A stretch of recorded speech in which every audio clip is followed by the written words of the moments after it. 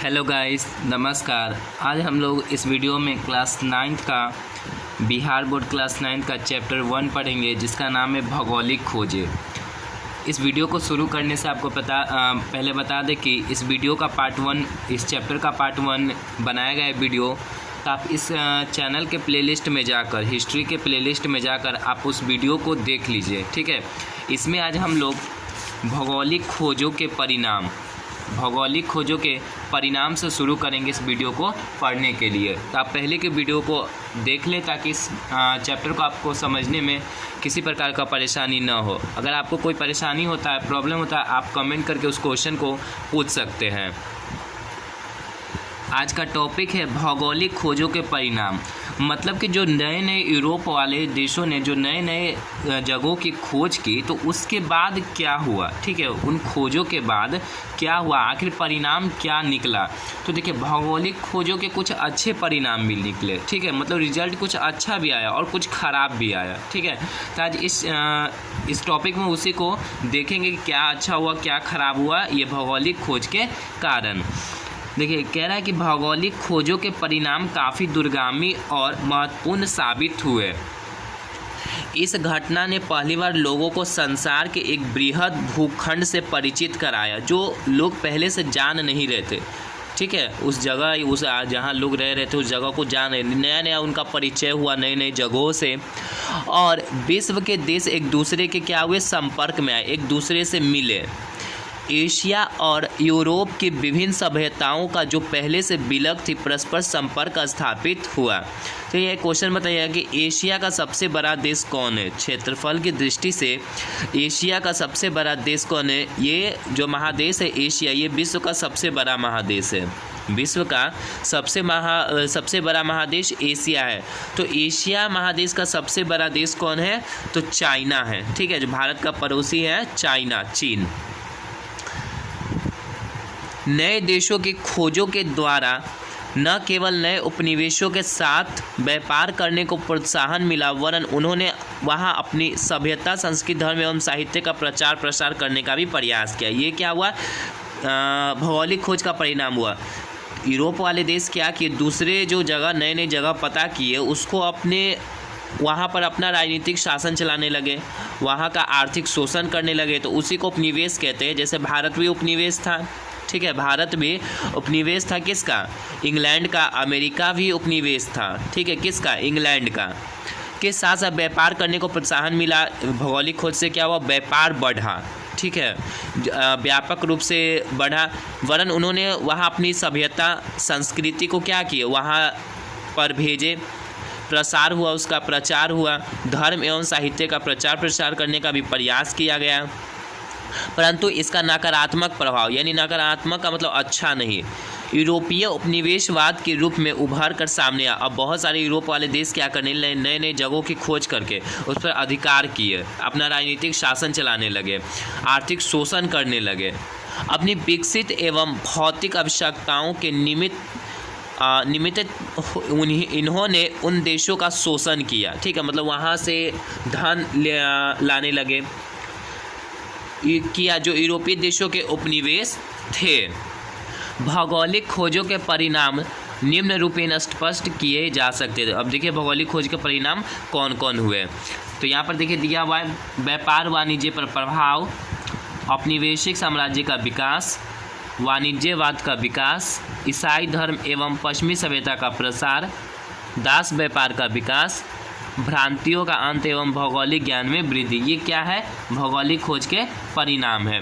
तो आप इसको याद रखिएगा, ये आपके एग्जाम में पूछे जा सकते हैं। इंपॉर्टेंट ये क्वेश्चन है आपका, भौगोलिक खोजों के परिणाम बताइए। चलिए, पहला है आपका व्यापार वाणिज्य पर प्रभाव। व्यापार वाणिज्य पर प्रभाव। अब देखिए, भौगोलिक खोज से क्या हुआ, व्यापार बढ़ा, ठीक है। भौगोलिक खोज से क्या हुआ, लोग नए नए जगह जाने, तो वहाँ पर अपने सामान को बेचने लगे, बिजनेस बढ़ाने लगे। नए देशों की खोज एवं नए व्यापारिक संपर्कों ने यूरोपीय व्यापार वाणिज्य में क्रांतिकारी परिवर्तन लाए। उपनिवेशों के आर्थिक शोषण से, जो यूरोप वाले देश से दूसरे देश पर अधिकार किए, तो वहाँ का क्या आर्थिक शोषण, यानी वहाँ से वो धन, कच्चे माल ले जा रहे थे, से यूरोपीय देश समृद्ध होने लगे। क्या होने लगे? धन अधिक होने लगा यूरोपीय देश के पास। इस प्रगति ने यूरोपीय व्यापार को चरमोत्कर्ष पर पहुंचा दिया, मतलब कि बहुत आगे तक व्यापार बढ़ गया और वो लोग यूरोप वाले देश बहुत धनी भी हो गए। फलस्वरूप मुद्रा व्यवस्था का विकास हुआ, हुंडी, ऋण पत्र और व्यापारिक शाख का विकास हुआ। व्यापार अपने स्थानीय स्वरूप से, यानी व्यापार जो होता था आसपास ही होता था, लेकिन स्थानीय स्वरूप से विकसित होकर वैश्विक रूप से होने लगा, यानी एक महादेश से दूसरे महादेश, एक देश से दूसरे देश होने लगा। ठीक है, नए देशों की खोज के पूरे व्यापार मुख्य रूप से भूमध्य सागर और बाल्टिक सागर तक ही सीमित था, क्योंकि लोग समुद्र में उतना जाते नहीं थे। ठीक है, भौगोलिक खोज से पहले, क्योंकि वो लोग ज्ञान उनको कम था। परंतु अब इसका स्थान अटलांटिक, हिंद तथा प्रशांत महासागरों ने ले लिया। अटलांटिक महासागर, हिंद महासागर और प्रशांत महासागर तक जाने लगे यूरोपीय देशों ने व्यापार के लिए। देखिए, जो अटलांटिक महासागर का आकार है ना, वो एस आकार का है। अटलांटिक महासागर का आकार पूछेगा कैसा है, तो एस आकार का है। और प्रशांत महासागर और हिंद, और देखिए सबसे बड़ा जो महासागर है, सबसे बड़ा और सबसे गहरा महासागर, वो कौन है? प्रशांत महासागर। सबसे गहरा महासागर और सबसे बड़ा महासागर कौन सा है? प्रशांत महासागर। फलतः पेरिस, फ्रांस की राजधानी पेरिस, लंदन इंग्लैंड की राजधानी लंदन, एम्स्टर्डम नीदरलैंड की राजधानी है, एंटवर्प आदि शहर विश्वव्यापी व्यापार के मुख्य केंद्र बन गए। तो ये सारे देश क्या बन गए? व्यापार का मुख्य केंद्र बन गए। यहाँ से व्यापार बहुत होने लगे और यूरोपीय व्यापार पर इटली का एकाधिकार जाता रहा। इटली की राजधानी क्या है? रोम। इटली की राजधानी रोम। इटली में पीसा की झुकी हुई मीनार है, याद रखिएगा। इटली में क्या है? पीसा की झुकी हुई मीनार। इसको लिख लीजिएगा, जो भी बोल रहे हैं उसको। एकाधिकार जाता रहा, इसके बदले स्पेन, पुर्तगाल, हॉलैंड, हॉलैंड का नया नाम नीदरलैंड है, हॉलैंड का नाम नीदरलैंड, इंग्लैंड तथा फ्रांस का प्रभाव बढ़ गया। कालांतर में अपने विशाल साम्राज्य को संभालने में स्पेन और पुर्तगाल इतने निमग्न हो गए कि इन्होंने अपना साम्राज्य खो दिया। अब ये दोनों देखिए क्या कह रहे हैं, अपने विशाल साम्राज्य को, यानी अपने बड़े क्षेत्र को, जगह को संभालने में स्पेन और पुर्तगाल इतने निमग्न यानी डूब गए, ठीक है, कि इन्होंने अपना साम्राज्य खो दिया। यूरोपीय देशों द्वारा खोजे गए नए देशों से आयातित बहुमूल्य धातुओं, यानी जो आ रहा था धातुएं, जो बहुमूल्य धातुएं आ रहे थे, विशेषकर अमेरिका से क्या आ रहा था? सोना। आयत मतलब आ रहा था सोना तथा चांदी ने अर्थव्यवस्था के स्वरूप को ही बदल दिया। अमेरिका की राजधानी क्या है? Washington DC. अमेरिका की राजधानी वॉशिंगटन डीसी। फलतः 80 वर्षों तक यूरोपीय अर्थव्यवस्था चांदी पर निर्भर रही। इससे मुद्रास्फीति की स्थिति उत्पन्न हो गई। अब देखिए मुद्रास्फीति क्या होता है? ये इकोनॉमिक्स का क्वेश्चन है कि मुद्रास्फीति क्या होता है। हम बता देते हैं आपको मुद्रास्फीति क्या होता है। देखिए, जब वस्तु और सेवाओं में कीमतें क्या होती है? वस्तु और सेवाओं की कीमतें लगातार बढ़ रही होती है। लगातार क्या होती है? बढ़ रही होती है। तो ऐसी अवस्था को क्या कहते हैं? मुद्रास्फीति। इसको लिख लीजिए। देखिए, मुद्रास्फीति का मतलब होता है महंगाई। ठीक है, मुद्रास्फीति का मतलब क्या होता है? महंगाई। जब वस्तुओं और सेवाओं की कीमत, देखिए यहाँ क्या कह रहा है, जब वस्तुओं और सेवाओं की कीमत में लगातार वृद्धि हो रही हो, जब वस्तु और सेवाएं मतलब महंगा होते जाता है, बढ़ते जाता है उसका कीमत, तो ऐसी अवस्था को क्या कहते हैं? मुद्रास्फीति। मान लीजिए अगर आपको एक बर्गर मिल रहा है 100 रुपये में, ठीक है, मान लीजिए एक बर्गर आपको 100 रुपये में मिल रहा है, अगर उसका मुद्रास्फीति 10% वार्षिक है, अगर मान लीजिए कोई बर्गर कितना 100 रुपये मिल रहा है और उसका 10% मुद्रास्फीति में 10% की वार्षिक वृद्धि हो रही है, 10% की क्या हो रही है? वार्षिक वृद्धि। तो आपको अगले साल, ठीक है, आपको अगले साल उस बर्गर के लिए 110 रुपये देने होंगे। ठीक है, अगले साल के आपको उस 10 रुपये। तो वही मुद्रास्फीति का मतलब होता है महंगाई। वस्तु और सेवाओं की कीमत जब बढ़ेगी तभी ना महंगाई बढ़ेगा, नहीं घटेगा तो महंगाई कैसे होगा? ठीक है, तो इसी स्थिति को क्या कहते हैं? मुद्रास्फीति। वही कह रहा है कि फलतः 80 वर्षों तक यूरोपीय अर्थव्यवस्था चांदी पर निर्भर रही। ठीक है, इससे मुद्रास्फीति की स्थिति उत्पन्न हो गई। बदले हुए आर्थिक स्वरूप में व्यापार की प्रधानता बनी और वर्ग संबंधों में परिवर्तन आने लगे। इसके फलस्वरूप समाज के सामंती वर्ग के बदले में व्यापारी वर्ग का प्रभाव बढ़ा, यानी व्यापारी वर्ग जो बिजनेसमैन है वो क्या हो गए, बढ़ गए और उनका ही प्रभाव बढ़ने लगा समाज में। अब दूसरा है औपनिवेशिक साम्राज्यों का विकास। यूरोपीय जो देश थे क्या करने लगे, नई नई जगहों का उनको पता चला, उन पर अधिकार करने, वो उनको क्या उपनिवेश बनाने लगे। भौगोलिक खोजों के उपरांत उपनिवेशों की स्थापना के रूप में साम्राज्यवाद का विकास जारी रहा। लोग अपने अपने क्षेत्र को बढ़ाने लगे और यूरोपीय राष्ट्रों में तीव्र प्रतिस्पर्धा, यानी अब उनमें क्या हो गए, उनमें यूरोपीय राष्ट्रों में, यूरोपीय देशों में कंपटीशन हो गए, ठीक है, कि हम ज़्यादा उपनिवेश बनाएंगे, हम अपना साम्राज्य ज़्यादा बड़ा करेंगे, भी चलती रही। इसके फलस्वरूप व्यापार के माध्यम और स्वरूप में भी परिवर्तन आए। व्यक्तियों की जगह अब संगठित व्यापारिक कंपनियों ने व्यापार का संचालन आरंभ किया। अब क्या, लोग कंपनी खोल दिए, ठीक है, और इसी उद्देश्य से विशेषाधिकार तथा अन्य सुविधाएं प्राप्त करने के लिए ये कंपनी अप्रयत्नशील हुई। England, Holland, Sweden, Denmark, France आदि देशों ने ऐसी कंपनियां स्थापित हुई। इनमें से कुछ कंपनियां व्यापारियों के द्वारा प्रायोजित थे और कुछ राज्य द्वारा। प्रायोजित का मतलब होता है जो किसी विशेष उद्देश्य को ध्यान में रखकर क्या आयोजित किया जाता है, ठीक है, तो वो व्यापार के उद्देश्य को लेकर के क्या व्यापारियों ने क्या किया, कंपनियों का प्रायोजित करने लगे और कुछ राज्य द्वारा। आगे अमेरिका, अफ्रीका, ऑस्ट्रेलिया तथा अन्य द्वीप समूहों में उपनिवेश एवं बस्तियां बसाई गई।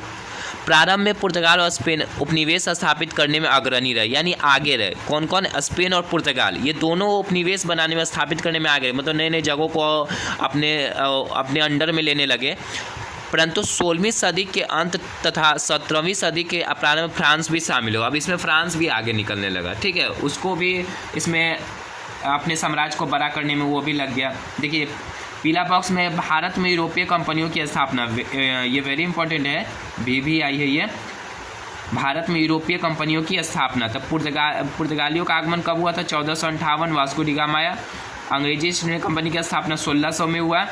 डच आए 1602, फ्रांसीसी कंपनी की स्थापना 1664, डेनिश मतलब डेनमार्क, वो कब किए 1616 में, और स्वीडिश कब किए 1731 में। ये कंपनी का क्रम है, ठीक है। आप देखिए, आप कहेगा कि भारत में यूरोपीय कंपनी का ये क्रम है, ठीक है, फिर कहेगा भारत में यूरोपीय व्यापारियों का क्रम बताइए, ठीक है, मतलब कौन कौन आए सबसे पहले। देखिए सबसे पहले आया था पुर्तगाल, यूरोपीय व्यापारी में सबसे पहले आया था पुर्तगाल से वास्को डी गामा। पुर्तगाल के बाद आया था डच, हम यहाँ नंबर लिख देते हैं। सबसे पहले यूरोपीय व्यापारी में कौन आया था, पुर्तगाल सबसे पहले। फिर दो नंबर में आया डच, ठीक है। 3 नंबर पर आया था अंग्रेज, पुर्तगाली, डच, अंग्रेज। 4 नंबर पर डेनिश, 5 नंबर पर फ्रांसीसी और 6 नंबर पर स्वीडिश। ये सबसे लास्ट में आए थे। यूरोपीय व्यापारी में स्वीडिश सबसे लास्ट में आए। अब पूछेगा कि सबसे बाद में ये जो यूरोपीय व्यापारी का क्रम है, इनमें से जो सबसे पहले आए पुर्तगाली, और कहेगा कि सबसे बाद में गया कौन, ठीक है। ये क्वेश्चन पूछेगा कि भारत में जो यूरोपीय व्यापारी का आने का क्रम है, उनमें से सबसे बाद में कौन गए, ठीक है। तो पुर्तगाल वाले जो थे वो सबसे बाद में गोवा को छोड़ कर गए थे, ठीक है। पुर्तगाल वाले क्या किए, सबसे लास्ट में गए थे गोवा को छोड़कर। ये सब चले गए थे, लेकिन पुर्तगाल वाले सबसे लास्ट में गए थे भारत को छोड़ करके, अंग्रेज से भी बाद में। अब कह रहा है कि वाणिज्यवाद का विकास, नए देशों की खोज तथा व्यापार के वैश्विक स्तर के फलस्वरूप आधुनिक पूंजीवाद का जन्म हुआ। इस आर्थिक व्यवस्था में बुलियन की महत्ता बढ़ी। सोने की महत्ता ने यूरोपीय देशों का ध्यान इस ओर आकृष्ट किया तथा अंतर्राष्ट्रीय स्तर पर सोने एवं चांदी की लूट हुई। साथ साथ इसका भंडार भी किया जाने लगा। इन भंडारों की प्राप्ति में स्पेन अग्रणी था। ईसाई धर्म एवं पश्चिमी सभ्यता का प्रसार, ईसाई धर्म, इंग्लैंड में ईसाई धर्म के लोग रहते हैं, तो कह रहा है कि ईसाई धर्म एवं पश्चिमी सभ्यता का प्रसार। जैसा कि पूर्व में उल्लिखित है कि भौगोलिक खोजों ने यूरोपीय देशों की सभ्यता, संस्कृति एवं धर्म एवं साहित्य का प्रचार प्रसार किया। यूरोप वाले देशों का क्या हुआ, वहाँ की सभ्यता संस्कृति का प्रचार प्रसार हुआ अन्य देशों में, भौगोलिक खोज के कारण ये हुआ। धर्म युद्धों की असफलता के कारण ईसाई धर्म का प्रचार प्रसार जो धीमा पड़ गया था, नए भौगोलिक खोजों ने इसमें प्राण डाल दिया। अब वो नए नए जगह पर जा करके अपने ईसाई धर्म का क्या किए, प्रचार करने लगे, प्रसार करने लगे। ईसाई धर्म प्रचारों ने अफ्रीका, एशिया तथा अमेरिका के दुर्गम स्थलों में जाकर, दुर्गम मतलब जहाँ बहुत कठिन है जाना, तो दुर्गम स्थलों में जाकर अपना धर्म प्रचार किया, परंतु इसका नकारात्मक प्रभाव यानी खराब क्या हुआ प्रभाव पड़ा, यह पड़ा कि इन क्षेत्रों में धन का लालच, ठीक है, क्या कह रहा है, धन का लालच देकर जबरन धर्मांतरण का मतलब होता है दूसरा धर्म ग्रहण करना, ठीक है। तो ईसाई वाले क्या किए, वो धन का लालच देकर उन्हें क्या दूसरा धर्म ग्रहण करने को कहा एवं सांस्कृतिक अतिक्रमण किया गया और इसका विरोध भी हुआ। दूसरी तरफ धर्म के व्यापक प्रसार ने चर्च की प्रभुसत्ता को कम किया। भौगोलिक खोजों के कारण हुई ज्ञान में वृद्धि से, भौगोलिक खोज से क्या हुआ, ज्ञान में वृद्धि हुआ से तत्कालीन धर्म के विषय में कई प्रश्न उठ खड़े हुए। धर्म को भी तर्क की कसौटी पर कसा जाने लगा, जिसने धर्म सुधार आंदोलन की पृष्ठभूमि का निर्माण किया। 5 है आपका दास व्यापार का विकास। भौगोलिक खोजों के परिणाम स्वरूप विकसित हुए व्यापार वाणिज्य में मानव श्रम की महत्ता ने क्या हुआ कि भौगोलिक खोज के बाद क्या हुआ, बहुत सारे काम पड़ने लगे, ठीक है, मानव श्रम की आवश्यकता बढ़ गई, बहुत बढ़ गई।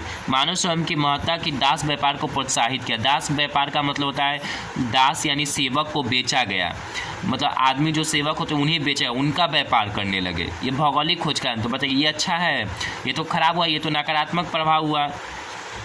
नए अन्वेषित क्षेत्रों, नए अन्वेषित या अन्वेषित मतलब जो नए क्षेत्र खोजे गए, जो पता लगे थे नए क्षेत्र। अमेरिका, अफ्रीका तथा ऑस्ट्रेलिया के मूल निवासियों को पकड़कर क्या किया, उन्हें यूरोप के बाज़ारों में बेचा जाना शुरू हुआ, यानी दास व्यापार बहुत बढ़ गया।